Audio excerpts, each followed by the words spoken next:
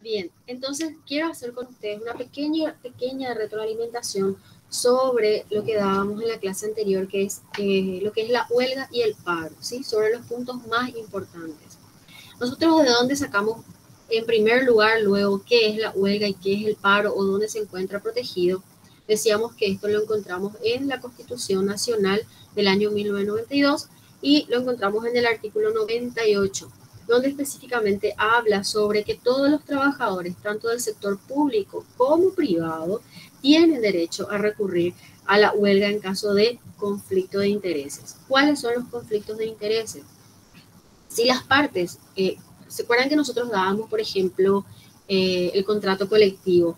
Si los trabajadores con el empleador están negociando mejores condiciones laborales o mejores condiciones económicas y no están llegando a un acuerdo, ahí estamos hablando de que hay conflicto de intereses. Entonces los trabajadores pueden recurrir a una huelga, justamente que es una medida de fuerza para poder llegar a su objetivo.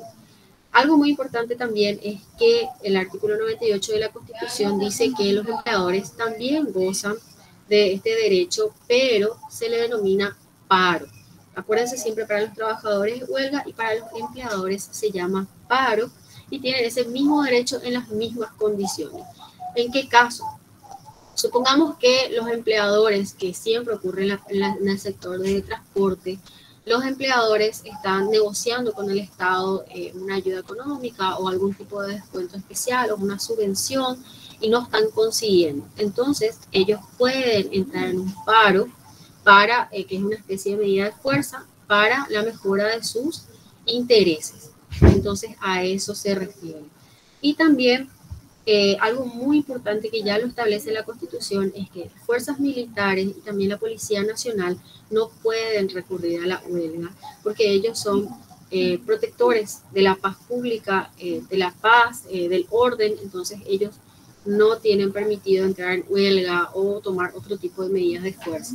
Entonces, por eso la Constitución Nacional les restringe y dice: Fuerzas Armadas y Policía no pueden entrar en huelga.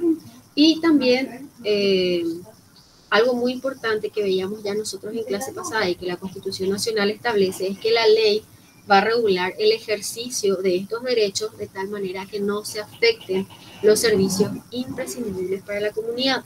Y el Código Laboral decía cuáles son los servicios imprescindibles. Decíamos que era agua, electricidad y salud, que no pueden quedar desprotegidos ni descuidados porque sí o sí se tiene que brindar ese servicio.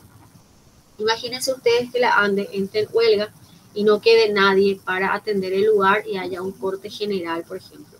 El perjuicio sería muy grave porque hablamos de empresas que necesitan electricidad, de hospitales que necesitan contar con electricidad, entonces habría un perjuicio muy grande. Por eso se dice que servicios imprescindibles tienen que prever para que puedan ser atendidos. Entonces, eso partimos desde la Constitución Nacional, que se reconocen estos derechos constitucionales, que son súper importantes. Y algo muy importante también es que tanto la huelga como el paro deben ser pacíficos. O todo lo que se realice dentro de esto, las protestas, las marchas, los encuentros, tienen que ser siempre de manera pacífica, nada violenta, porque si es de una manera violenta, puede ser declarada la huelga ilegal o el paro puede ser declarado ilegal y hay consecuencias jurídicas cuando ocurren estos hechos. Y no solamente consecuencias jurídicas penales, porque ustedes saben que si se incendia un vehículo o se agrede a ciertas personas, estamos ante hechos punibles. Pero dentro de lo laboral, si la huelga es declarada ilegal, los trabajadores pueden ser despedidos de manera justificada, o si el paro es declarado ilegal, el empleador tiene que abonar a los trabajadores todos esos días y también el trabajador puede demandar como si fuera un despido injustificado y reclamar la indemnización si el paro es declarado ilegal.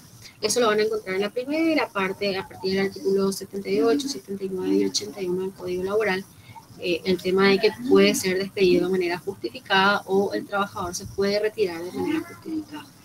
Pero todo lo que hace a la huelga y al paro lo encontramos a partir del artículo 358 del Código Laboral, donde define qué es la huelga y qué es el paro. El 358 dice que la huelga es esa suspensión temporal. ¿Por qué es temporal?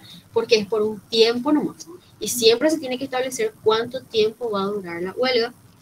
Es colectiva, porque claro, 2, 3 personas no pueden hacer huelga, tiene que haber un grupo importante de personas que estén reclamando el mismo derecho y tiene que ser concertada, es decir, todos tienen que estar de acuerdo en tomar esa medida de fuerza que es la huelga. El 358 dice también que esta huelga es por iniciativa de los trabajadores. ¿Para qué cosa? Para la defensa directa y exclusiva de los intereses profesionales o laborales. Entonces, cuando están reclamando algo, entran en esto que se denomina huelga. También todos los trabajadores tienen derecho a entrar en huelga, no se les puede prohibir. Ahora, algo más importante, el 361 habla de eso que yo les decía, el ejercicio de la huelga tiene que ser pacífico y consiste, algo muy importante, gente, consiste en la cesación del servicio de los trabajadores afectados sin ocupación. Quiere decir que no pueden estar dentro del lugar de trabajo, tienen que estar afuera, porque dice sin ocupación del espacio físico. Entonces, sin ocupación de los centros de trabajo o del espacio físico, tienen que estar afuera haciendo su protesta. Y, por supuesto, algo tiene que ser pacífico, como les dije. El 362 vuelve a hablar, así como dice la Constitución, los servicios imprescindibles y enumera ya el 300, porque ustedes ven que en la Constitución dice nomás servicios imprescindibles, pero el Código Laboral dice cuáles son los servicios imprescindibles y, como les dije, son los hospitales, servicio de agua y energía eléctrica, que no pueden suspenderse porque tiene que haber una atención siempre en ellos. Ahora, cuando hablamos de hospitales, por ejemplo, cirugías programadas normalmente no se suelen suspender, a veces sí. El tema de las consultas médicas suelen ser suspendidas, pero cuando ya hablamos de urgencia, de cuestiones muy importantes, diálisis, etcétera, estamos hablando de servicios que importan a la vida misma de cada ciudadano. Por eso hablamos de que es imprescindible y no se puede suspender. A ver, otra cosa importante también es que cuando van a entrar en huelga hay todo un procedimiento. No es que se reúnen 2, 3 trabajadores nomás y dicen, bueno, vamos a entrar en huelga. Y a partir del 364 justamente dice quiénes son o cuál es el procedimiento. ¿Se acuerdan que cuando hablábamos de sindicato decíamos que la asamblea es la máxima autoridad? Lo mismo pasa cuando se va a llamar a huelga, se tiene que reunir una asamblea de trabajadores. Y si no existe un sindicato, se llama a un comité de huelga. Y ahí, con todos los trabajadores presentes, ellos son los que deciden cuándo va a iniciar la huelga, cuándo va a terminar la huelga, cuál es el objetivo de la huelga y otras características más que ustedes van a encontrar a partir del artículo 364.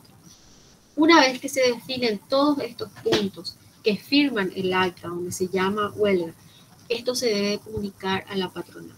Y una vez que se comunica a la patronal, se comunica al Ministerio de Trabajo, Empleo y Seguridad Social.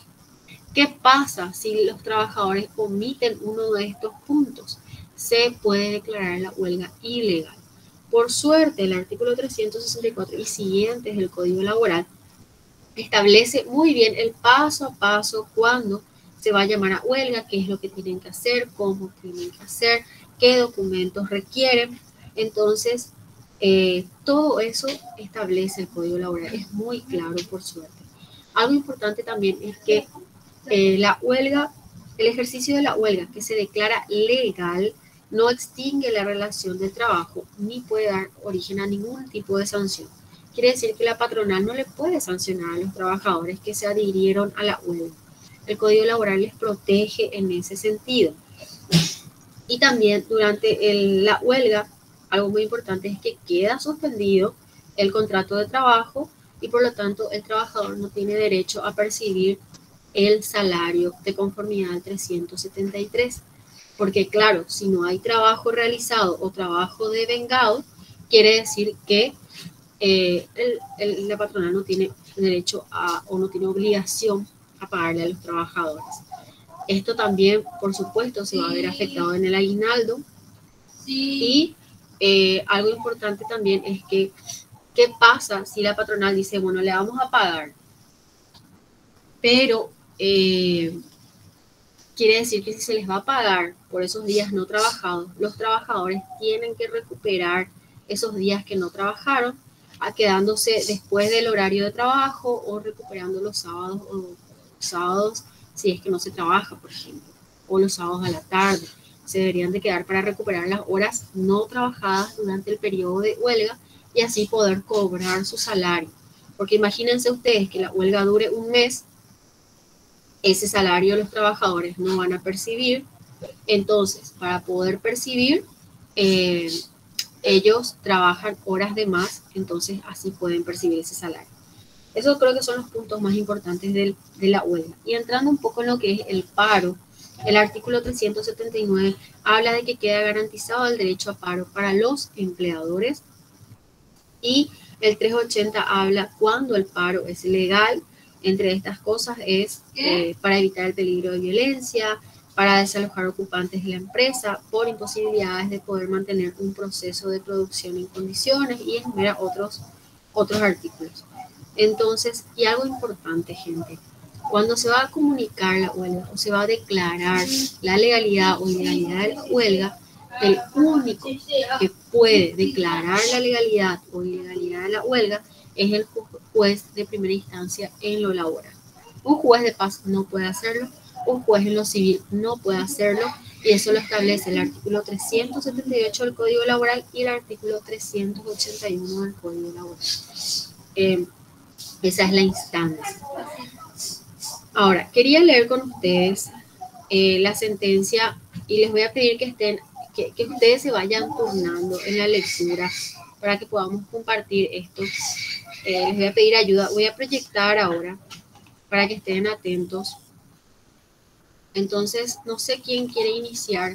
Les voy a agrandar lo más que pueda. No sé quién. Hola, profe. Dale, espérame con un ratito. Ahí está. Antes de que leas, yo les aclaro, este fue el sindicato, la Asociación Médica del IPS entró en huelga. Entonces, una vez que terminó la huelga, el IPS solicitó al juez de primera instancia que se califique la huelga. Esto ya fue en el año 2016. Entonces, vamos a leer la sentencia. ¿Quién va a empezar? Me dijo. Yo, profe, ama, Dale, gracias, mamá. desde la fecha, profe, ¿verdad? Desde el visto nomás ya. Visto el presente juicio del que resulta que el 30 de noviembre de 2016 se presentó ante este juzgado la abogado debía ser, Uy, perdón. eh, Pablo Manuel Olmedo en nombre y presentación del Instituto de Previsión Social según Poder General Obrante a Fosas S. ¿Verdad, profe? ¿Cómo? Fosas S. Dice que Fojas, sí, fojas. Fosas. 1/04 de autos a iniciar la acción de calificación de huelga contra la Asociación Médica del IPS, Un ratito, paréntesis, un ratito sí, le voy a silenciar mi micrófono.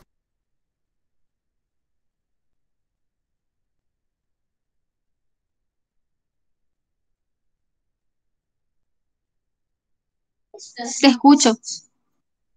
ya expone los hechos y funda sus derechos por medio del escrito obrante a Fojas, era ahora, 12/21 de autos por providencia de fecha 30 de noviembre de 2016, el juzgado tuvo por iniciada la demanda y señaló audiencia para que el representante de la Asociación Médica del IPS comparezca ante este juzgado a los efectos de sustanciar la presente acción y en su caso ofrecer las pruebas pertinentes de la medida cautelar solicitada deviene procedente a fosa 129 de autos obra el acta de la audiencia donde el presente de la parte demandada contesta el traslado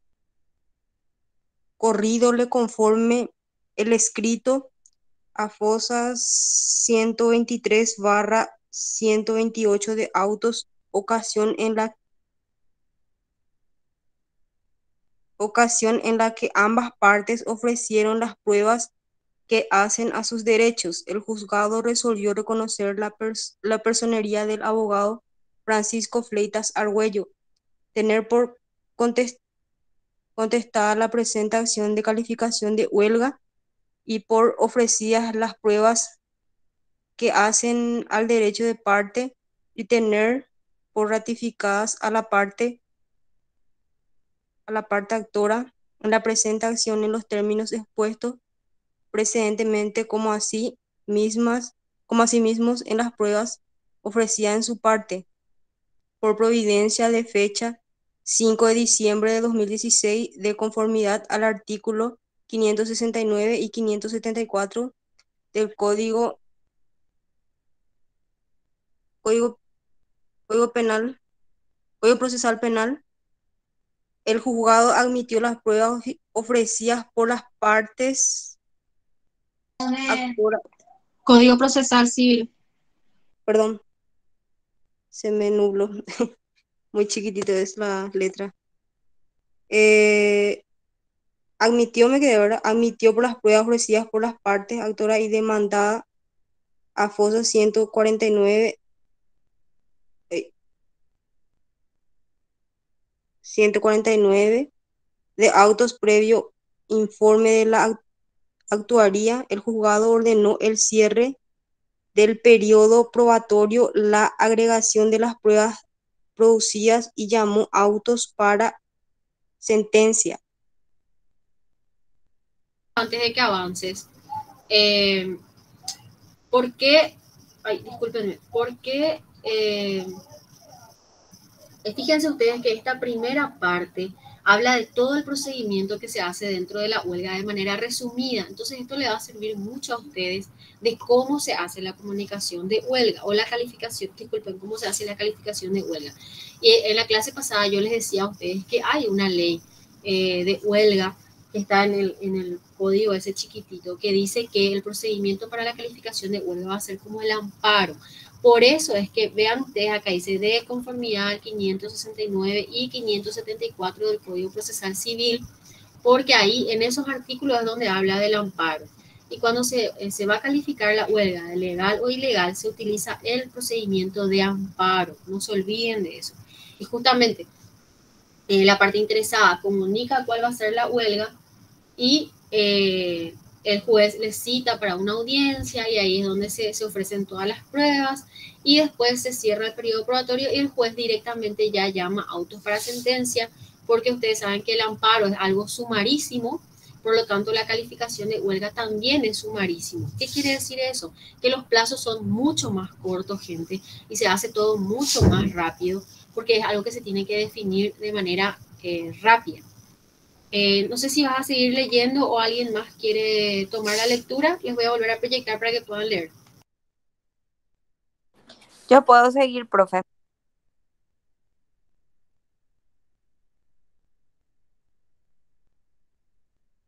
Sí, por favor. Que en estos autos se presenta el abogado Pablo Manuel Olmedo, en nombre y representación del Instituto de Previsión Social, manifestando, entre otras cosas, perdón, profe.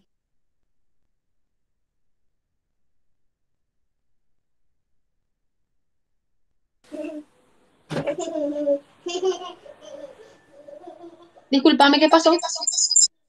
No, acá nomás, profe, con mis hijas, pero ya continúo. Ahí. Que en estos autos se presenta el abogado Pablo Manuel Olmedo, en nombre y representación del Instituto de Previsión Social, manifestando, entre otras cosas, que los médicos nucleados en la Asociación Médica del IPS por nota 22 de noviembre del 2016, presentada en mesa de entrada general del IPS en fecha 23 de noviembre del 2016, ha comunicado al presidente y miembros del Consejo de Administración del IPS la declaración de la medida de fuerza, huelga general de médico, a realizarse los días 29 de noviembre al 1 de diciembre del corriente año, con el fundamento del supuesto incumplimiento de acuerdo firmado en tripartita del mes de septiembre del 2014 y otras reivindicaciones laborales que fueran peticionadas por esta entidad gremial. Cabe señalar que en fecha 28 de noviembre del 2016 se ha llevado a cabo la audiencia tripartita entre los representantes del AMIPS, Ministerio del Trabajo, y representante del IPS en busca de la solución de las inquietudes demandadas por los trabajadores. En la audiencia tripartita, la patronal había solicitado suspender la huelga hasta por 48 horas a fin de realizar una reunión con el presidente del IPS y de llegar a una solución al conflicto señalado. Ante el pedido de la suspensión de la huelga, los representantes del sindicato manifestaron que ello será sometido a consideración de su asamblea. Sin embargo, la AMIPS se encuentra en plena ejecución de la huelga de médicos, pese a encontrarse abierta la etapa de conciliación ante la autoridad administrativa del trabajo. Prosigue que los profesionales médicos prestan un servicio indispensable ante la sociedad, ante los asegurados del IPS. Si bien la ley faculta a los mismos el derecho a la huelga, no es menos cierto que deben ser previstos los medios necesarios para cubrir los servicios que se verán afectados por la medida de fuerza. En el caso de los médicos, esto no resulta posible, pues ello conlleva inevitablemente la suspensión de cirugías programadas y atención médica de urgencia, por lo que la única forma de garantizar el servicio es impidiendo la huelga de los mismos. Si bien la nota presentada por la AMIPS aclara que se garantizan los servicios imprescindibles de urgencia, no precisa en qué forma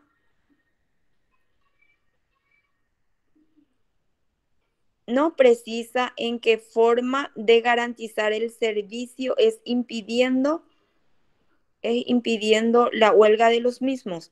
Si bien la nota presentada por la AMIPS aclara que se garantiza los servicios imprescindibles urgencia, no precisa en qué forma o manera se pretende garantizar los mismos.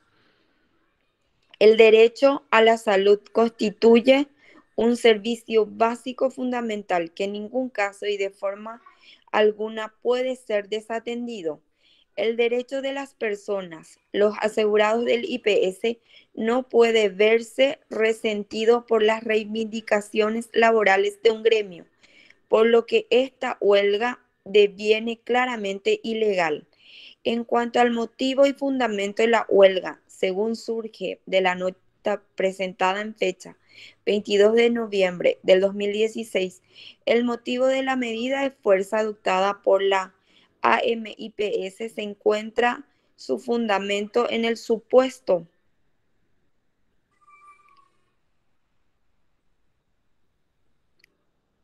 del incumplimiento del acuerdo firmado en tripartita del mes de septiembre del 2014 y otras reivindicaciones laborales, dando cumplimiento en forma parcial a las obligaciones exigidas en el artículo 364 del Código del Trabajo. Es así que entre los antecedentes de la nota presentada en fecha 21 de abril del 2016 al IPS, no figuran claramente los objetivos de la huelga, limitándose en la nota a manifestar en forma general el incumplimiento del acuerdo firmado en fecha 29 de septiembre del 2014. El acuerdo mencionado cuenta con más de 8 puntos que tratan sobre diferentes cuestiones atinentes a la relación laboral entre los miembros del gremio e IPS. Sin embargo, el AMIPS únicamente se ha limitado a expresar el incumplimiento de un supuesto acuerdo sin especificar claramente cuáles de los puntos fueron incumplidos y si el objetivo de la huelga atañe a la ampliación, modificación o otro objeto sobre estos puntos. Sobre el reclamo de los huelguistas se resume en el aumento salarial del 20% y la exoneración del cumplimiento del régimen disciplinario de los funcionarios del IPS dispuesto por el Consejo de Administración de IPS, régimen que pretende un mayor control de los recursos humanos de la institución. Atento a lo señalado, el reclamo requiere de disponibilidad presupuestaria. Por lo tanto, nos referimos a gastos que deben integrar la Ley de Presupuesto General de Gastos de la Nación, conforme al artículo 6 de la Ley 1535/99, por lo que al no estar previsto en tal ley no puede ser objeto de negociación. Los recursos financieros del IPS se encuentran protegidos constitucionalmente y no pueden ser desviados de sus fines. Por otro lado, como los gastos no se encuentran previstos en la ley de presupuesto, el IPS como entidad sujeta a la ley 1535/99 no puede pagar tales bonificaciones. Al IPS le está prohibido desviar sus fondos de sus fines específicos. Sobre el incumplimiento del proceso previo de conciliación manifiesta que a partir de los antecedentes acompañados se puede observar que la AMIPS no ha agotado el procedimiento establecido en la ley 1626/00 a los efectos de declarar la huelga en cuestión, ya que se han limitado a decretar la medida de fuerza sin agotar el procedimiento conciliatorio ante la autoridad administrativa del trabajo, proceso obligatorio para las situaciones de conflicto colectivo según dispone el artículo 133, 134, 135 de la ley 1626/2000, ¿verdad, profe? Dicho esto, la Asamblea General de la AMIPS, por la cual se resuelve la huelga general de médicos con inicio el 29 de noviembre del corriente año, data del 17 de noviembre del 2016, y la comunicación de huelga a la administración, puede ser, profe. Autoridad Administrativa del Trabajo. Administrativa del Trabajo para adoptar la medida de fuerza de huelga. Sin embargo, los huelguistas se han limitado en comunicar la medida de huelga para los días 29 de noviembre al 1 de diciembre del 2016.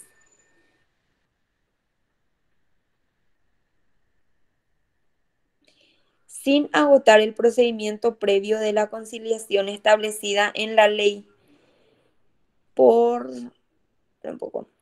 poniendo en riesgo el servicio de salud del IPS a sus asegurados. Lo dicho se refuerza al considerar que en fecha 28 de noviembre del 2016 se llevó a cabo una audiencia tripartita en referencia a la comunicación de huelga, por lo que entendemos que el proceso de conciliación aún se encuentra abierto.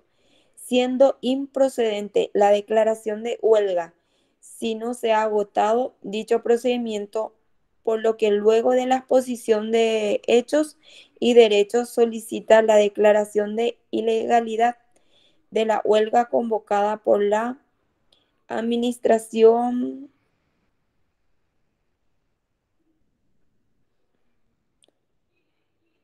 por la AMIPS para los días 29 de noviembre al 1 de diciembre del 2016 con costas, que se presenta el abogado Francisco Fleitas Argüello.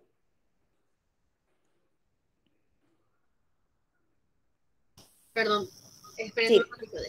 Quiero interrumpirle un rato a Andrea.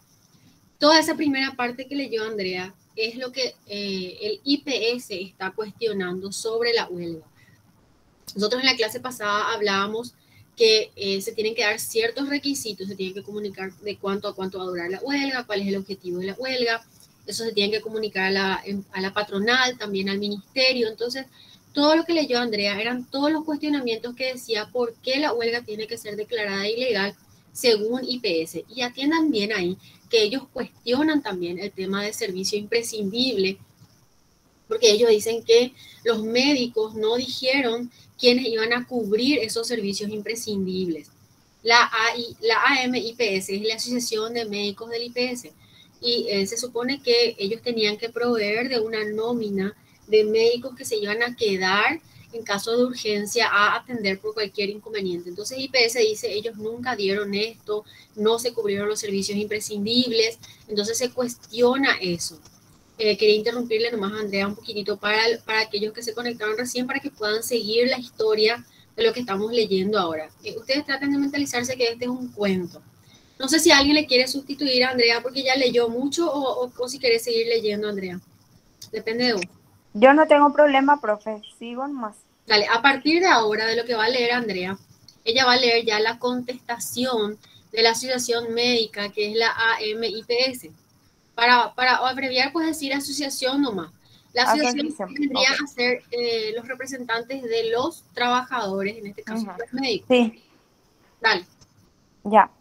Que se presenta el abogado Francisco Fleitas Argüello en nombre y representación de la Asociación Médica del IPS a contestar la presente acción, manifestando que se ha agotado todas las medidas conciliatorias con el IPS a fin de evitar llegar a la medida de fuerza que culminó el jueves 1 de diciembre del corriente año. Se ha solicitado reuniones, pedidos de recibimiento, reclamos por nota, memos, llamadas telefónicas, pidiendo audiencias a consejo de administración, al presidente de dicho consejo de administración, sin obtener alguna respuesta o atención a las inquietudes. Se han agotado todos los caminos conciliatorios para que el IPS tenga al menos en cuenta los varios reclamos legítimos y postergados que tienen todos los estamentos de trabajo, particularmente los médicos. Tanto es así que desde la comunicación oficial el IPS jamás llamó o convocó a tratar de diversas reivindicaciones que se reclaman para el sector médico, demostrando total desinterés de la institución de realizar acciones a fin de regularizar los legítimos reclamos que le eran pedidos, lo que llevó al gremio médico a implementar la medida de fuerza que se realiza luego de varios años de no llegar a un acuerdo.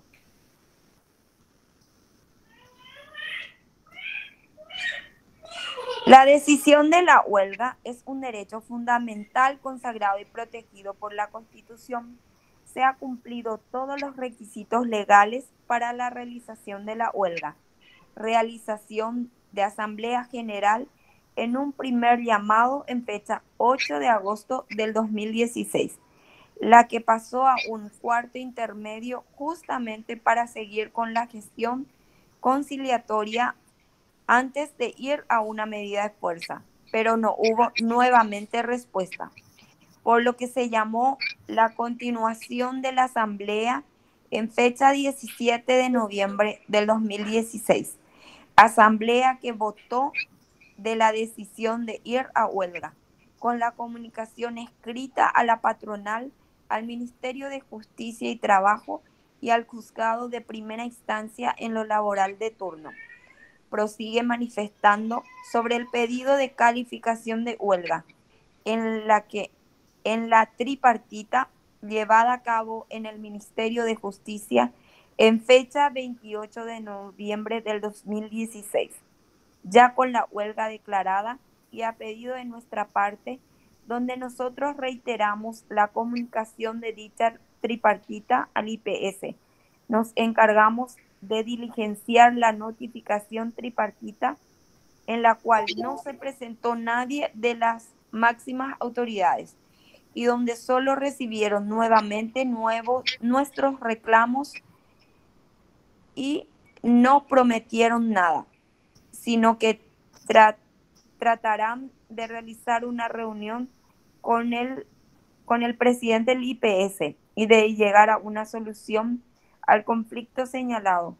Palabras textuales del acta de la tripartita y del escrito de demanda del letrado del IPS, donde prueban que tratarán de realizar una reunión con el presidente del Consejo. En cuanto al argumento de que los médicos prestan un servicio indispensable a ellos, se aclara que los servicios de urgencia, terapias programadas y demás servicios esenciales han sido cubiertos y no han sido programadas y demás, no han sido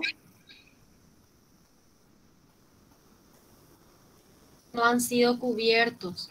Sí, y demás servicios esenciales han sido cubiertos y no han sido resentidos en los días de huelga. En cuanto al reclamo de un aumento salarial, expresa que no es el objetivo central de la huelga declarada, tampoco la exoneración del cumplimiento de ningún régimen disciplinario.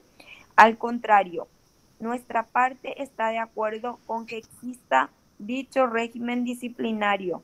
Prosigue manifestando que el IPS elabora su propio presupuesto, pues goza de autonomía y autarquía presupuestaria. Los reclamos que se realizan es el cumplimiento del proceso de elaboración de su presupuesto, el mismo que contenga la actualización, recategorización y por ende, aumento de salarios conforme así lo establece su carta orgánica y demás normativas legales. En este sentido, nada tiene que ver aquí los fondos jubilatorios, los cuales se encuentran resguardados y protegidos desde la Constitución Nacional. Por todo lo expuesto, culmina solicitando al juzgado que en la etapa procesal oportuna rechace la demanda deducida con costa a la perdidosa. Te voy a interrumpir un ratito otra vez. Bueno, todo lo que acá leyó la compañera es todo lo que dijo la asociación negando todo lo que decía IPS. Dijo que sí se cubrió la parte de servicio imprescindible, dijo que sí se determinó de cuándo iba a ser la huelga, que sí se intentó conciliar, todo eso explica. A partir de lo que va a leer, no tenés problema de seguir leyendo, ¿verdad? O alguien le quiere le quiere ayudar un poquitito a la compañera. A partir de ahora empieza el fundamento del juez y empieza a decir si corresponde o no la huelga, y acá es donde él empieza a fundar su resolución. ¿Está bien? Entonces no sé si querés seguir leyendo o alguien más va a leer. Sí, profe. ¿Puedo leer? Como ustedes quieran. Dale, Cristi, paso. Del resumido, ahí empieza, ¿verdad? Sí, así mismo. Del resumido precedente corresponde determinar la procedencia o no del pedido de la declaración de ilegalidad de la huelga, deducido por el Instituto de Previsión Social debiendo analizar a continuación las pruebas arrimadas por ambas partes. Es importante mencionar que si bien la huelga es un derecho constitucional, su ejercicio no es absoluto ni indefinido. Por el contrario, se haya eh, supeditado el cumplimiento de ciertos requisitos de fondo y de forma establecida en la ley, y que en todos los casos deberán ser siempre detenidamente analizados y estudiados por las autoridades correspondientes al momento de resolver en situaciones de conflictos susceptibles entre trabajadores y empleadores, pues de esta resolución dependerá la vigencia de los derechos de las partes intervinientes consagrados en nuestra Carta Magna, y que por su trascendencia merecen una consideración especial, más aún si se tiene en cuenta que una huelga puede afectar e involucrar a múltiples sujetos, incluyendo a particulares ajenos al conflicto, pero que eventualmente pueden sufrir las consecuencias directas de las decisiones tomadas en el marco de dicha medida.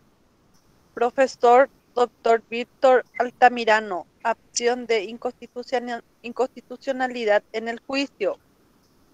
Empresa San Agustín SRL con Comité de Trabajadores de la empresa San Agustín SRL, calificación de huelga año 2003, número 3272, por lo que a continuación, Un ratito te voy a interrumpir, Cristi, te voy a sí, interrumpir un ratito. Lo que está entre paréntesis que acaba de leer hace mención a una jurisprudencia, a un caso anterior, por eso se pone ya entre paréntesis, porque, disculpen, me voy a mover la pantalla. Esto donde dice es importante mencionar lo que acaba de leer recién Cristi, ya se dijo en otra sentencia y ya hizo jurisprudencia justamente en esta acción de inconstitucionalidad. Entonces el juez cita como referencia a eso, ¿sí?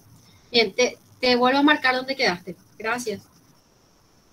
por lo que a continuación analizaremos si se han reunido los requisitos establecidos en la ley, donde la parte actora denuncia que no se ha agotado las etapas de conciliación ante la autoridad administrativa de trabajo. Como segundo punto, la ausencia de suficiente garantía en el servicio público imprescindible de la salud.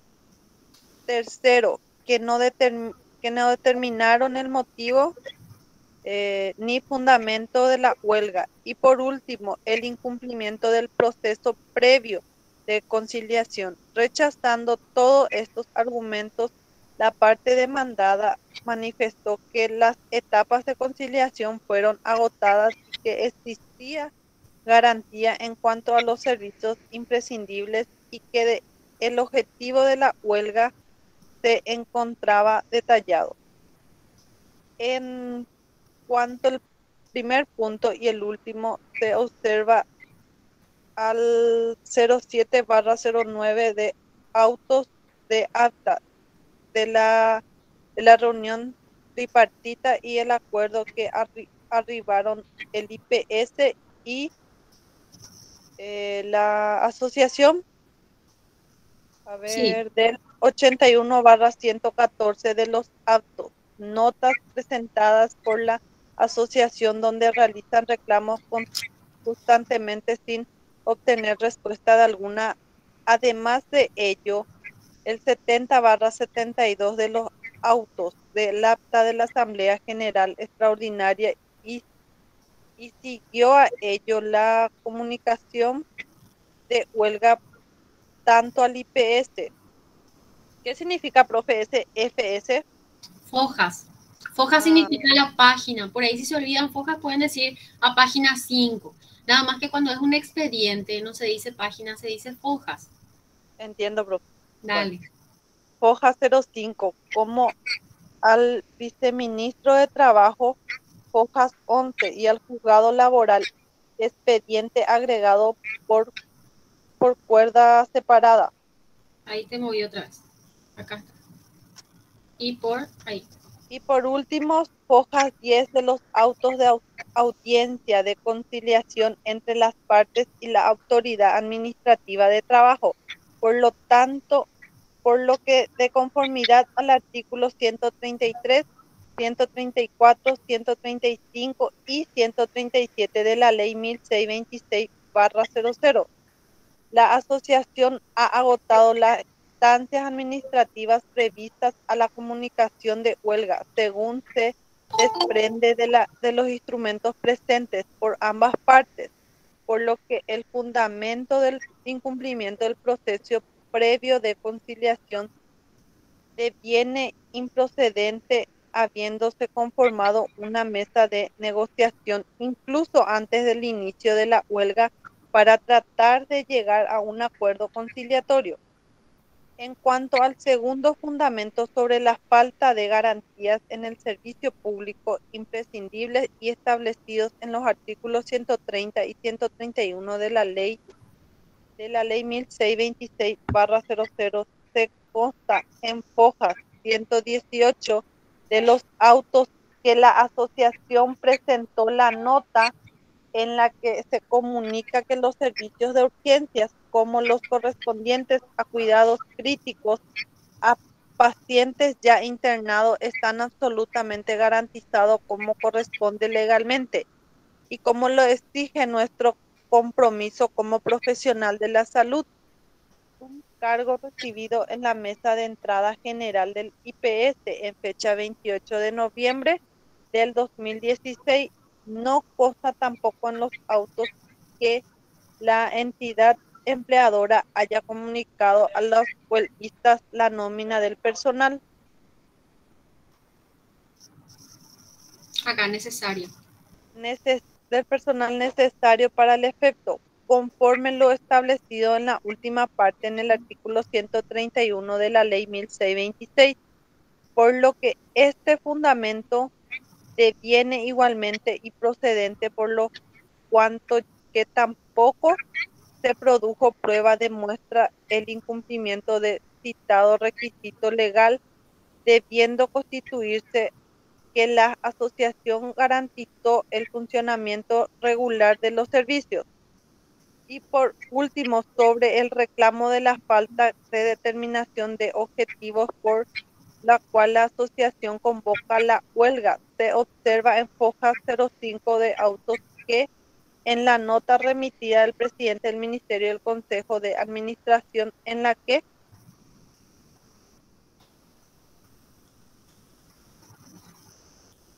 comunica la huelga general detallada, los mismos siguiendo: 1. Incumplimiento de acuerdo firmado en tripartita en septiembre 2014. 2. El incumplimiento escalonamiento médico y contrato colectivo. 3. Imposición arbitraria por parte del Consejo de Administración es un reglamento disciplinario cuya elaboración fue realizada sin conocimiento, no participación de este estamento médico y cuyo contenido es ilegítimo, arbitrario e institucional. 4. Persecución laboral a los médicos por realizar quejas o denuncias sobre cuestiones que hacen a su labor. 5. Incumplimiento e irregularidades de los concursos para recursos humanos, infraestructura, urgencias, neonatología, terapia adultos, entre otros. 6. Falta de insumo, medicamento e infraestructura en varios servicios que hacen imposible o deficiente la prestación de servicio.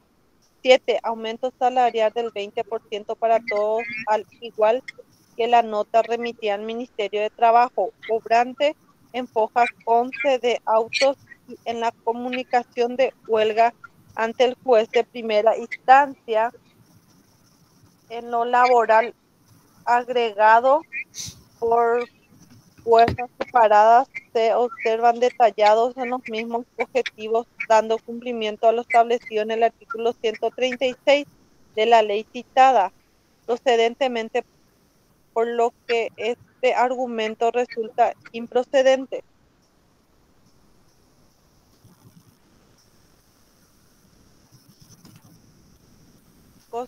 Concluyendo la declaración de huelga general de la Asociación Médica del Instituto de Previsión Social no transgrede ninguna normativa legal, por lo cual no merece la calificación de ilegal, debiendo ser rechazada la presentación por improcedente, con la consecuente imposición de las costas a la perdidosa.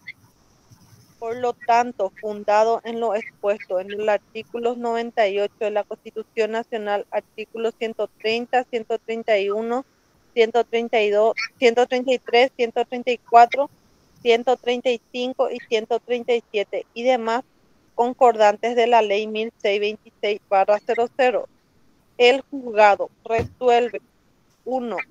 No hacer lugar con costas la acción de calificación de huelga promovida por el Instituto de Previsión Social IPS contra la Asociación Médica de Instituto de Previsión Social.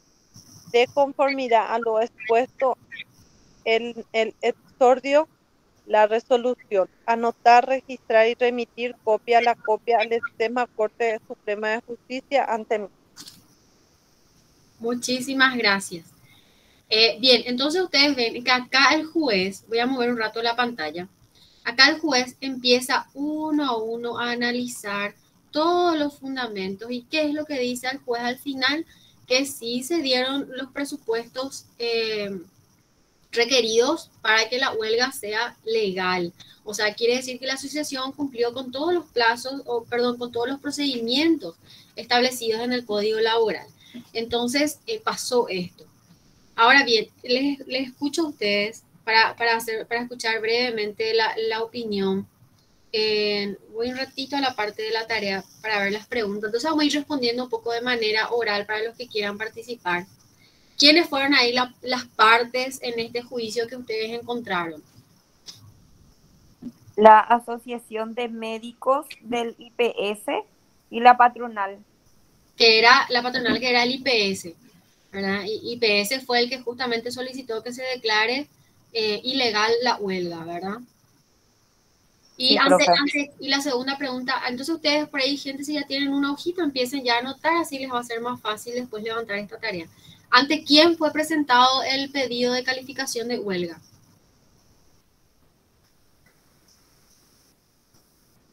¿Dónde se presentó este que estábamos leyendo? En el juzgado, profe. ¿En el juez de qué fueron? En lo laboral. Primera Exactamente. instancia en lo laboral. Así mismo. Y algo importante es que en una parte de la sentencia decía también que la comunicación de huelga también se presentó, se le comunicó al juez de primera instancia en lo laboral, que se encontraba agregado por cuerda separada. Les voy a mostrar qué quiere decir por cuerda separada, pues justo tengo acá un expediente. Por cuerda separada su nombre lo dice, ¿ven? Está por una cuerda nomás. Normalmente acá viene lo que es la comunicación de huelga y acá viene el pedido de calificación de huelga.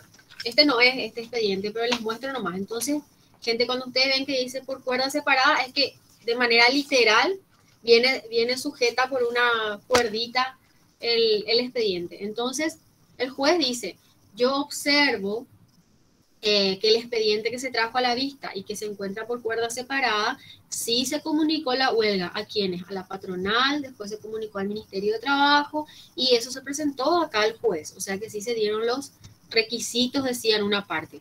Y esa comunicación de huelga también se presentó al juez de primera instancia en lo laboral. Las pretensiones de las partes, por ahí, si ustedes se acuerdan, especialmente las compañeras que leyeron, las pretensiones quiere decir qué dijo IPS, por qué quería la ilegalidad de huelga y después qué dijo la asociación de por qué la huelga sí era legal. Así a grandes rasgos lo que se acuerdan.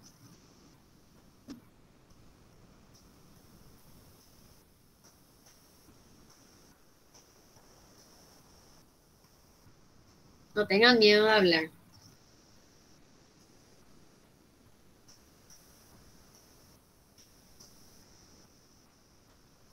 A ver, Andrea, Cristina, Cintia, Ido, Gustavo, Jennifer, Milagro, Mirna, Silvia.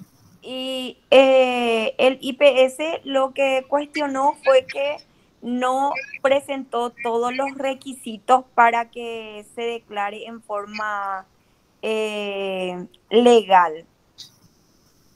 Entre esas Sí, cosas, uno de los motivos sí, que supuestamente que los servicios básicos no estaban garantizados. exactamente.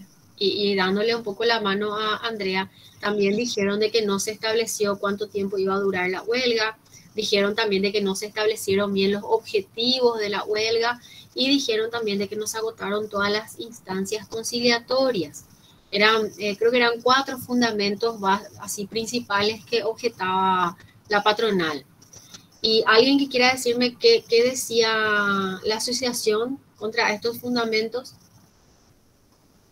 Cristina, que leyó, le va a ser un poco más fácil, o los demás que también escucharon la lectura.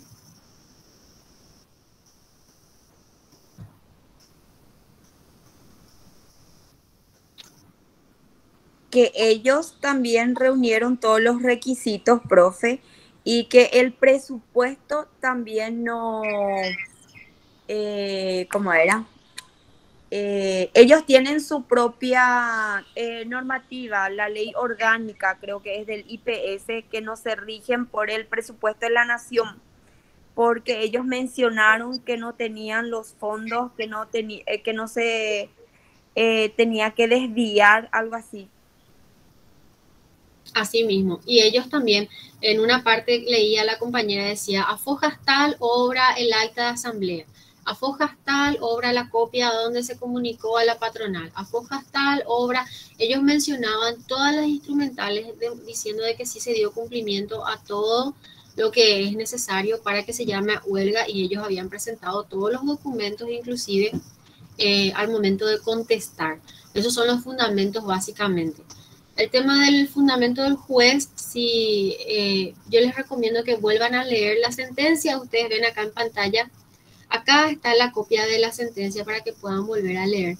Pero básicamente el juez dijo que sí se dieron todos los requisitos y que se observaban todos los documentos en el expediente, pero quiero que ustedes lo hagan un poco más desarrollado.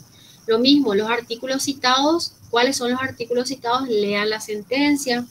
A ver, les voy a volver a mostrar. Por ejemplo, acá habla del artículo 98 de la Constitución Nacional, que leímos al inicio de la clase. Habla de los artículos 130 al 137 del Código Laboral. Habla, habla también de la ley 1626. Acá tenemos el artículo 136. Vean ustedes, busquen por ahí si hay algún otro artículo, alguna otra normativa que habla de eso. Discúlpenme, acá está, estos artículos son de la ley 1626. Busquen un poco en el fundamento, dentro de la resolución, si se habla de algún otro artículo del Código Laboral o cuál es la otra, qué otros artículos se invoca en esta sentencia, ¿está bien?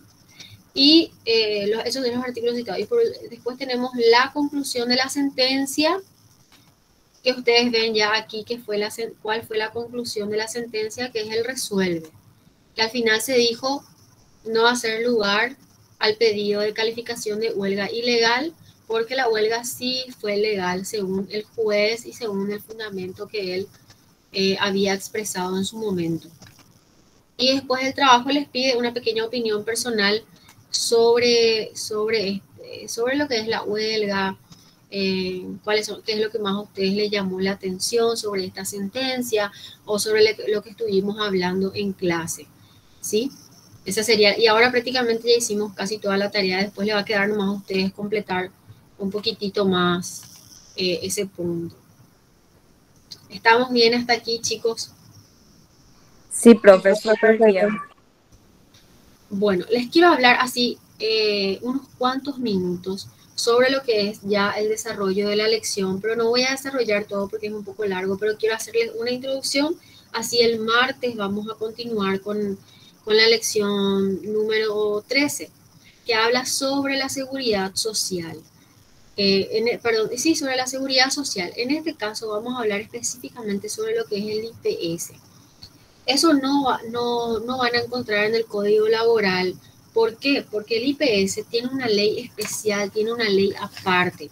Aquellos que tienen este código azul, o hay algunos que tienen el código que es verde, es exactamente lo mismo. Ustedes ven que tiene 3 colores, y en la parte amarilla, o en la última parte del código que ustedes tengan, van a encontrar la ley del IPS, que es el decreto ley 1860/50. Vean ustedes que todo esto fue creado ya en 1950, durante la época de la dictadura. Y haciendo una pequeña introducción sobre esto, ustedes veían que en la misma Constitución Nacional nosotros encontramos que todo paraguayo tiene derecho a lo que es la seguridad social, y justamente eso lo encontramos en el artículo 95 del Código de la Constitución. Les voy a leer un poco. Dice: el sistema obligatorio e integral de la seguridad social para el trabajador dependiente y su familia será establecido por ley. La Constitución dice: tiene que haber un sistema de seguridad social que no solamente le proteja a los trabajadores, sino que también le proteja a su familia, porque claro, la persona que trabaja para proveer a su familia de las necesidades básicas y de otras cuestiones que nosotros ya veíamos cuál era el fundamento del salario. Pero también trabaja para brindar esa seguridad social a su familia, y eso lo establece el artículo 95 de la Constitución Nacional. También dice: se promoverá su extensión a todos los sectores de la población. ¿Qué quiere decir esto? Que la seguridad social debe de cubrir a los trabajadores del sector privado, del sector público, policía, fuerzas militares, a todos los que prestan un servicio laboral deben de contar con esta seguridad social. También dice: los servicios del sistema de seguridad social pueden ser públicos, privados o mixtos, y en todos los casos serán supervisados por el Estado. Los recursos financieros de los seguros sociales no serán desviados de sus fines específicos y estarán disponibles para este objetivo sin perjuicio de las inversiones lucrativas que puedan acrecentar su patrimonio. Entonces, el artículo 95 habla de la Constitución Nacional, habla de la seguridad social primero. Consecuentemente a esto, incluso antes de la Constitución Nacional, ya viene el decreto que crea el Instituto de Previsión Social. Ahora, este IPS, que es uno de los institutos de previsión social más importantes, por no decir el único que tiene Paraguay, da una cobertura amplia a los trabajadores del sector privado y a algunos del sector público, pero no a todos. Cuando hablamos también de los trabajadores del sector público, se ve la forma de darle una cobertura de seguro social, pero nunca es total o tiene una cobertura amplia. Muchos trabajadores que prestan servicio para el Estado, por ejemplo, aportan, pero únicamente para su jubilación. Algunas instituciones le pagan un seguro social, y esto no es porque tienen un seguro VIP, sino que porque por ley los empleadores tienen que proveer un sistema de seguro social integral, que no solamente es la jubilación, sino que también es el acceso a la salud, por ejemplo. Pero centrándonos en lo que es IPS y que pide el programa en la lección 13, podemos decir que el IPS hoy en día puede tener sus desaciertos, o puede no ser muy bueno, el servicio puede tardar, ustedes van a tener todas las quejas, aquellos que son usuarios del IPS, pero en su momento, cuando fue creado el IPS en 1950, era uno de los institutos con mayor cobertura en toda América Latina, y era uno de los más modernos en su época. ¿Por qué? Porque el IPS brinda una seguridad social total, tiene una cobertura total y es muy bueno. Si ustedes alguna vez tienen tiempo y se ponen a leer ese decreto que les digo, van a encontrar que IPS no solamente cubre lo que es la asistencia médica y los medicamentos, las operaciones, sino que también cubre lo que es Si una persona sufre un accidente laboral y necesita una prótesis, por ejemplo, IPS debe dar cobertura de prótesis, da lo que es la jubilación, y en caso de que fallezca el trabajador o la trabajadora, hay una cobertura de pensión para la viuda y los hijos menores de edad. Si un trabajador sufre un accidente laboral y queda con alguna discapacidad temporal o permanente, IPS le da una pensión, y también en caso de que la incapacidad ya sea permanente, le da una jubilación temprana. Y ahora con la nueva ley de lactancia materna, IPS absorbe el costo y le debe de abonar el salario a la trabajadora mientras esté en permiso de maternidad. O sea, ven ustedes que hay un servicio total, inclusive los gastos de sepelio del trabajador, también IPS reembolsa eso. O sea, tiene una cobertura total si ustedes acceden y leen esta ley cuando tengan tiempo, si a ustedes les interesa. Entonces, el Instituto de Previsión Social es uno de los más completos porque brinda todo este servicio. Y hablando un poco de qué es la seguridad social, vemos nosotros que hay muchas instituciones que tuvieron el objetivo de auxiliar al trabajador sobre lo que sea enfermedad, vejez, en caso de no tener trabajo, que es lo que es el desempleo. A nivel mundial hablamos de esto, pero entonces hay una historia al respecto. Ahora, hago un paréntesis.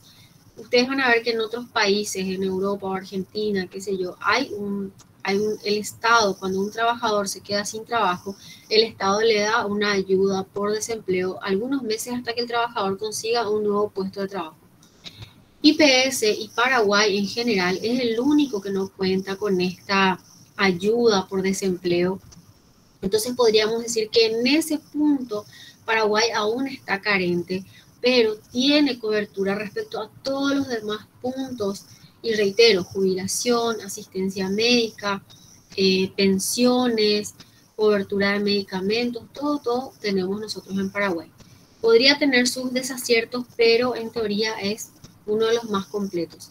Y esta asistencia social, gente, lo que busca básicamente es atender al desvalido, atender a aquel que necesita ayuda, a fin de darle esa cobertura y esa asistencia al trabajador y a su familia.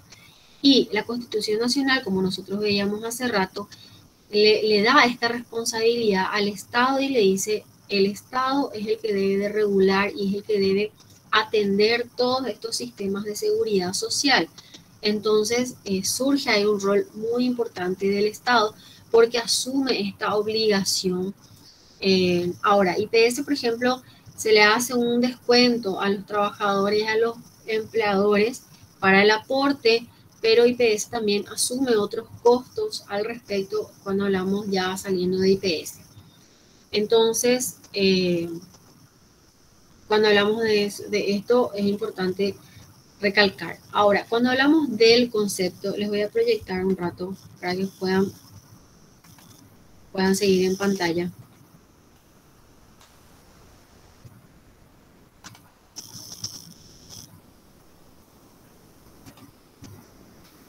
Cuando hablamos del concepto de qué es la previsión social, vemos que justamente el trabajador se expone a muchos riesgos y a muchos peligros, sean o no naturales o sean accidentales, pero esto debe de protegerse, debe de defenderse y buscar los métodos para prevenir que estos accidentes o que estos puntos por motivo de salud ocurran. Entonces, a fin de evitar todo esto es que surge la previsión social. ¿Se acuerdan ustedes que nosotros dimos en lecciones anteriores lo que era las medidas de seguridad? Yo le leía un poquitito a ustedes también la ley 5.804 sobre prevención de riesgos laborales. Y eso va muy relacionado con la previsión social también. ¿Por qué? Porque busca proteger, defender y prevenir los futuros accidentes laborales o no laborales, y busca que justamente esto disminuya. Y por eso es que hablamos de la previsión social, ¿ok? Porque el riesgo laboral, de hecho, que por más de que nosotros estemos sentados en una oficina, igual representa un riesgo o podría desencadenar en consecuencias económicas, sociales, políticas, etcétera. Entonces, se busca siempre prevenir, no solamente que no ocurra el hecho o el accidente, sino que también la de prevenir por medio de la implementación de las medidas de seguridad para evitar todo esto y las medidas de seguridad a las que dábamos en lecciones anteriores.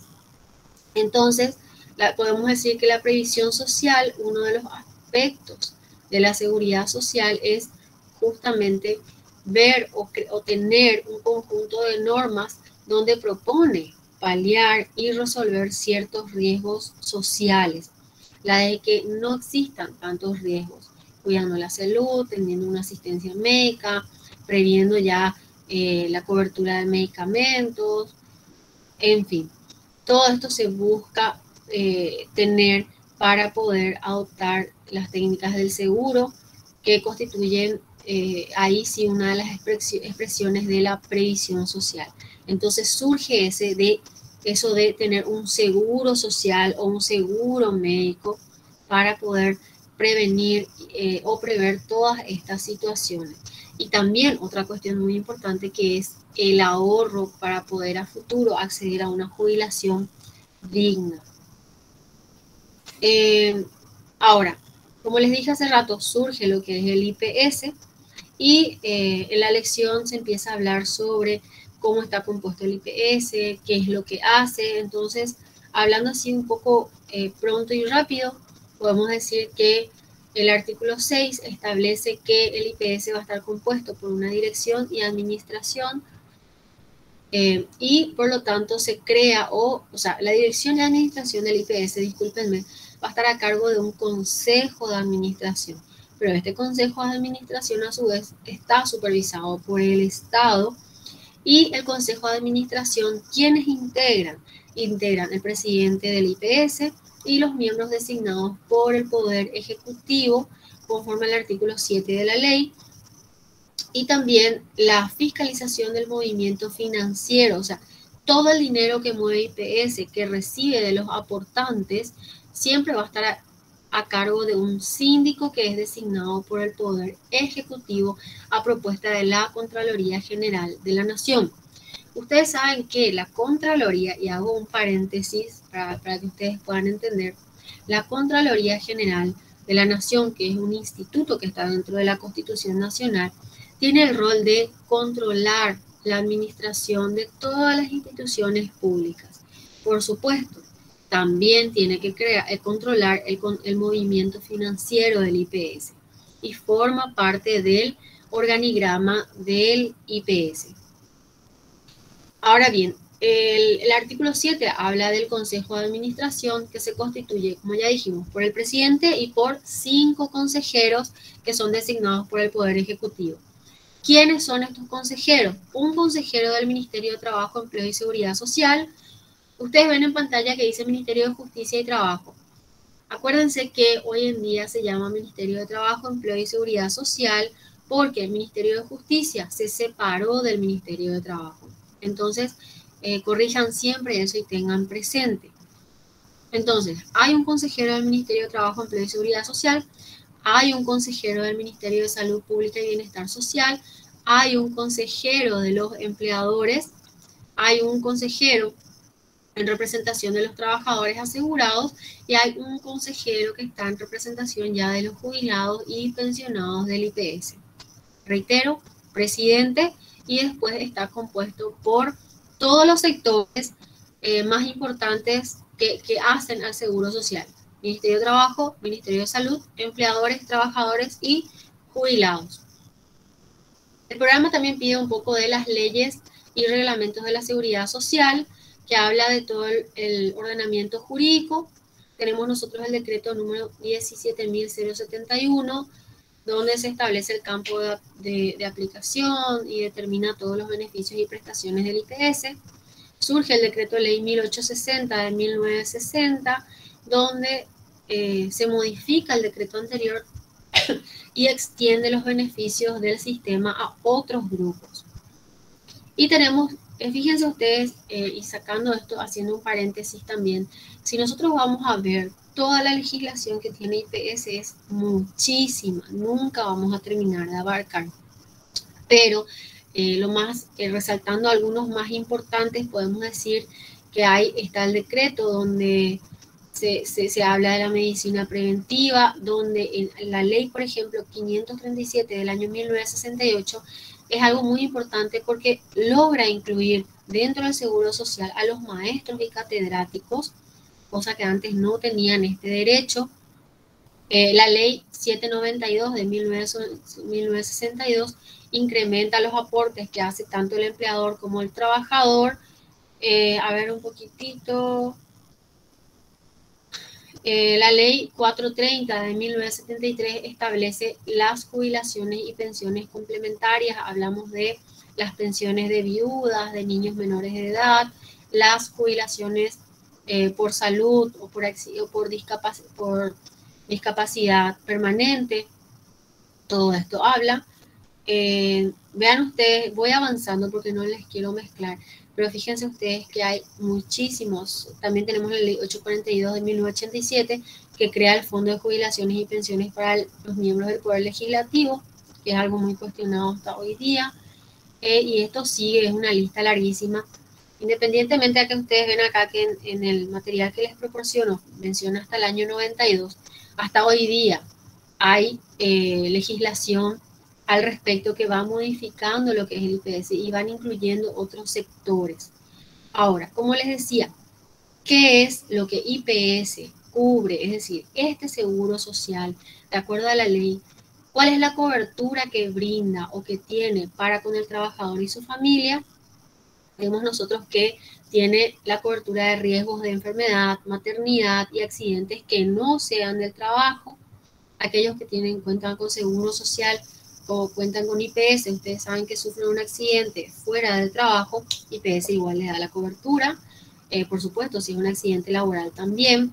Y lo que es la maternidad lo vemos muy bien expuesto en la ley de lactancia materna, que es del año 2015, donde le da mayor responsabilidad al IPS. También otra de las contingencias es la jubilación ordinaria, es decir, cuando el trabajador cumple los años y ya tiene el aporte, puede acceder a una jubilación. Y la jubilación extraordinaria se da cuando el trabajador quiere acceder a la jubilación antes. Entonces ya no se le da la jubilación del 100%, pero el trabajador puede obtener una jubilación del 50%, del 60%, dependiendo de su edad y de los aportes que haya realizado. También esta jubilación extraordinaria, y como ven ustedes un poco más abajo, dice jubilación por invalidez, por accidente de trabajo o de enfermedad profesional. Y se acuerdan ustedes que en las lecciones anteriores sobre seguridad ocupacional veíamos esto, hablábamos de los accidentes de trabajo y las enfermedades profesionales.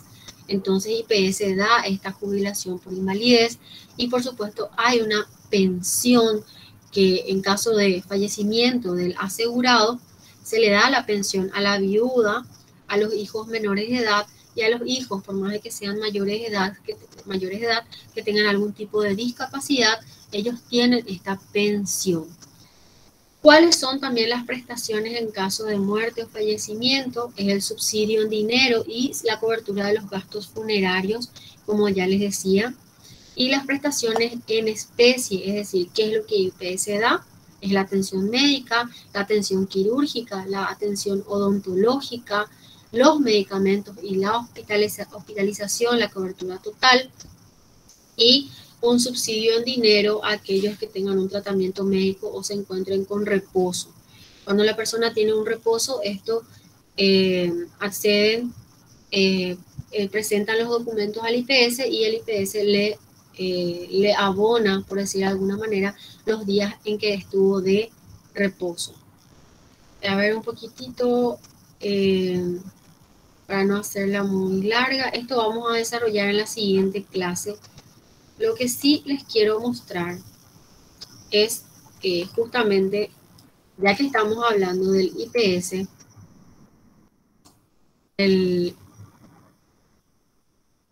ustedes saben que hoy en día todo es digitalizado.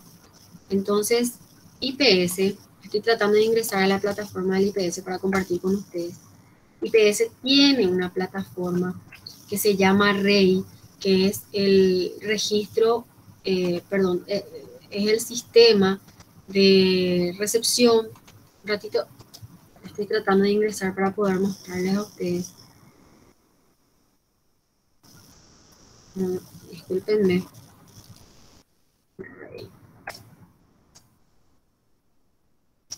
Les pido un poco de paciencia.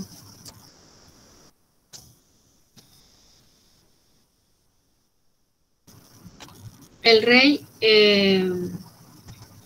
es donde entra, es el registro de la patronal para que pueda acceder justamente a comunicar quiénes son sus trabajadores, quiénes son sus dependientes. Estoy tratando de abrir para poder compartir con ustedes.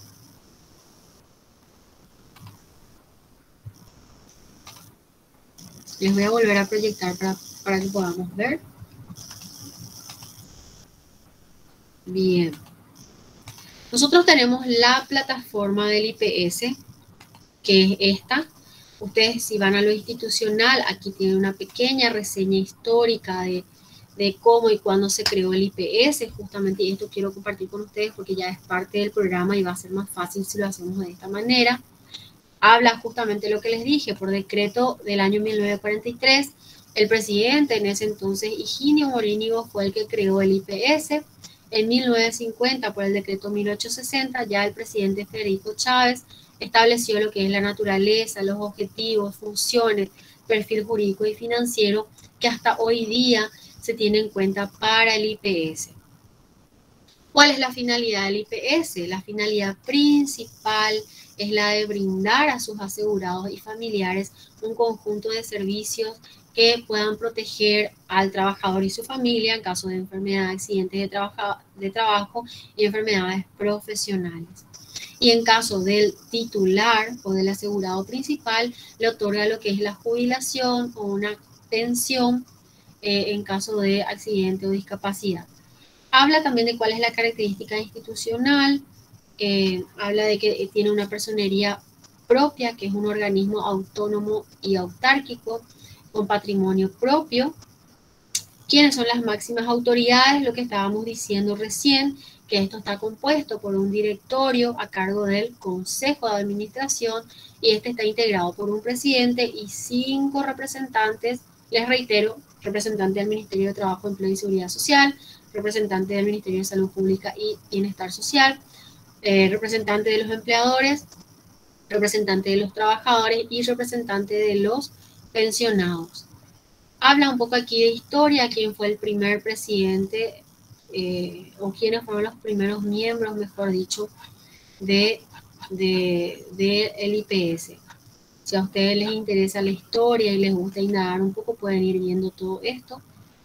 Volviendo a la página principal, tenemos nosotros la reseña histórica, tenemos quiénes son las autoridades del IPS. Hoy en día estas son las personas que encabezan el Consejo de Administración del IPS. Les muestro para que puedan conocer. Uy, discúlpenme, me salí sin querer. Bien. Tienen todo lo que aquí es la misión, visión, valores, cuál es el organigrama. Vamos a compartir un poquitito. Este es muy chiquito, pero lo que pasa es que si les agrando se me va a perder. Lo cierto es que aquí van a encontrar a ustedes el organigrama del IPS, cómo funciona del año 2021. Ven ustedes cómo está estructurado. ¿Por qué les muestro esto? Porque hace parte del programa. Tenemos la misión, visión del IPS. Por supuesto, decíamos nosotros cuál es el fin de la seguridad social y es garantizar oportuna y eficientemente las prestaciones del seguro social, que es su misión. La visión es esta que tenemos aquí. Habla también de los objetivos estratégicos del IPS.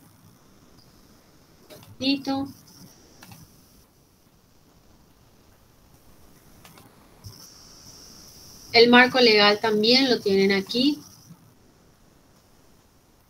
Están todas las resoluciones que puedan precisar respecto al IPS. ¿Y por qué les muestro esto? Porque ustedes el día de mañana, cuando sean profesionales, les va a tocar en algún momento representar a trabajadores o personas que quieren acceder a la jubilación, y todo esto es importante que ustedes puedan manejar para el día de mañana asesorar correctamente. Y ven ustedes acá, veían que hace rato yo les hablaba de cuáles son los servicios que brinda IPS. Promoción de la salud, la prevención de la salud, lo que es el servicio odontológico, la donación de órganos, vacunaciones, todo esto, salud y seguridad en el trabajo, es bastante lo que es la provisión de anteojos, el hospital geriátrico, la rehabilitación, el centro de medicina física y rehabilitación, la parte farmacéutica. O sea, ven ustedes, hay muchísimas cosas interesantes si a ustedes les gusta investigar y si tienen tiempo, lo que es el servicio de diálisis, todo eso van a encontrar en la página del IPS. Si ustedes van entrando en cada uno de ellos, hablan sobre el plan, sobre lo que es la salud de los trabajadores, el plan de acción mundial, el reglamento de higiene, cuál sería, listado de enfermedades profesionales, por ejemplo. Ustedes van a encontrar acá el decreto del año 2010, donde regula cuáles son las enfermedades profesionales. Y esto es importante porque alguna vez ustedes pueden recibir a algún cliente que les diga: yo estaba expuesto yo trabajaba en una cementera, nos tocaba envasar el cemento y hoy en día tengo cáncer de pulmón. Entonces ustedes tienen que ver si eso es considerado una enfermedad profesional, tienen que ver el listado para poder demandar a futuro adecuadamente. El reglamento de higiene también lo van a encontrar aquí. Cuáles son las normas de seguridad en el trabajo, que está por decreto del año 92, que habla sobre la seguridad, higiene y medicina en el trabajo. Entonces es bastante amplio.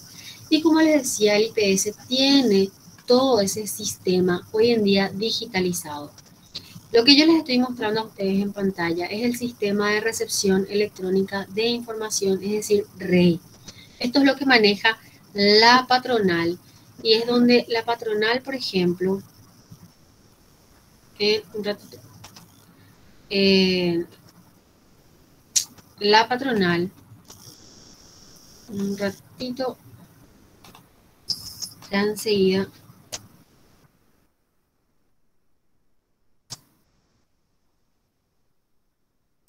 Me colgó la página, pero en el REI, por ejemplo, es donde se comunica la entrada y salida de los trabajadores, si ellos tienen reposo médico, si sufrieron accidente de trabajo, si hay mujeres en periodo de lactancia o maternidad, si hay sanciones a los trabajadores, todo eso se comunica dentro del sistema del REI.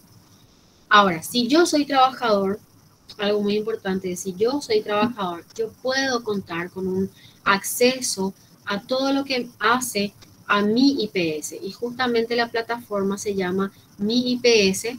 Ustedes pueden buscar en internet y les sale esto. Aquellos que son aportantes pueden acceder a Mi IPS. ¿Para qué? Para saber cuáles son los aportes que uno ya tiene al instituto como trabajador, cuáles son las prestaciones médicas del aportante y sus beneficios, y ahí pueden acceder al detalle de las consultas realizadas y a realizar, cuáles son los medicamentos retirados, cuál es el costo del mismo y lo que IPS está subvencionando. Pueden agendar o cancelar citas médicas en cualquier centro médico y pueden hacer un seguimiento al estado del trámite de subsidios por reposo. Para tener Mi IPS, ustedes van a encontrar un procedimiento que hoy en día ya es completamente electrónico. Lo hacen por medio de esta plataforma para poder acceder a lo que ellos llaman Mi IPS, para poder tener en cuenta todo esto.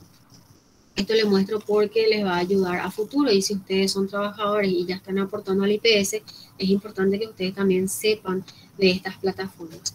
Y haciendo un paréntesis, hoy en día el Ministerio de Trabajo tiene todo digitalizado, en los libros laborales se presentan de manera digital, la comunicación de huelga, las sanciones, la comunicación cuando se va a crear un sindicato o el tema del contrato colectivo, el reglamento interno de trabajo, todo hoy en día se hace por medio de la plataforma. Y lo mismo pasa con IPS por medio del sistema REI para la patronal y por medio del sistema Mi IPS para el trabajador. Entonces son servicios que brinda el IPS para facilitar el trabajo y la gestión. El día de mañana, si ustedes son asesores de una empresa o ya trabajan en recursos humanos, es importante que conozcan la forma en la que se utiliza el REI y se utiliza Mi IPS. Esto es muy importante. Inclusive REI, el sistema REI, tiene un manual de uso donde le explica a la persona paso por paso cuáles son todas las funciones y cómo acceder a ellas. No les quiero explicar porque eso es un mundo aparte, es un tema mucho más profundo y específico, pero el día de mañana, si ustedes asesoran a una empresa o trabajan en recursos humanos, asesorando a la misma empresa, es importante que sepan la existencia de todo esto que hoy se brinda por medio de la tecnología. Entonces, no sé si tienen duda alguna respecto a lo que dimos en clase sobre la huelga, paro y ya sobre un poco lo que es la seguridad social.